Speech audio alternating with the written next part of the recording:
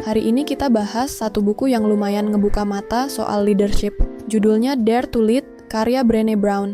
Subtitlenya aja udah bikin merinding. Brave Work, Tough Conversations, Whole Hearts. Intinya, buku ini ngajak kita ngedefinisiin ulang arti pemimpin yang beneran bagus. Menurut Brené, jadi pemimpin itu bukan soal jabatan, status, atau power, tapi soal hal lain yang lebih dalam. Berani ngeliat potensi orang lain, ambil tanggung jawab, dan yang paling penting, berani jujur, rentan, dan penuh keberanian. Oke, sekarang gue rangkumin beberapa poin pentingnya. Poin pertama, courage and vulnerability. Banyak orang mikir kalau rentan itu sama dengan lemah, padahal menurut Brené, vulnerability itu justru bagian dari keberanian. Lu tahu kan perasaan pas kita buka diri di tengah ketidakpastian, deg-degan, takut salah. Nah, disitulah leadership yang sejati diuji. Pemimpin sejati adalah mereka yang tetap jalan walaupun takut, yang berani melangkah walau nggak ada jaminan aman. Poin kedua, values. Tempat kerja sekarang tuh kadang kerasa kayak arena gladiator. Banyak drama, banyak tekanan, bikin pengen nyerah. Tapi menurut Brené, kuncinya biar tetap bertahan adalah jelas sama nilai yang lo pegang.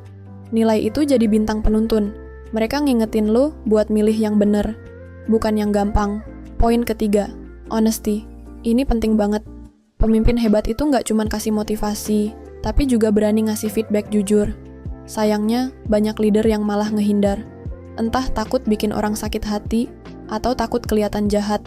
Tapi Brené bilang, ngomong setengah-setengah justru lebih nyakitin dalam jangka panjang.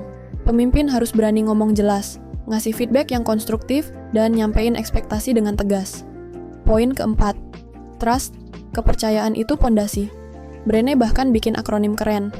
Braving, B untuk boundaries, R untuk reliability, E untuk accountability, V untuk vault alias jaga rahasia, I untuk integrity, N untuk non-judgment, dan G untuk generosity. Singkatnya, trust itu dibangun dari hal-hal kecil yang konsisten. Poin kelima, failure. Ini dia yang sering bikin orang mundur, takut gagal. Padahal, justru kegagalan itu latihan paling berharga. Brené bilang, lepasin armor perfeksionisme, berani jatuh, dan belajar bangkit. Karena dari situ lo bakal nemu keberanian yang sebenarnya. Jadi, dari buku Dare to Lead, kita belajar kalau leadership itu bukan soal kelihatan sempurna, tapi soal keberanian buat rentan, jujur, jelas, sama nilai lo, bangun kepercayaan, dan berani gagal. Kalau lo lagi ada di posisi mimpin tim, atau bahkan mimpin diri sendiri, coba ingat pesan Brené Brown ini.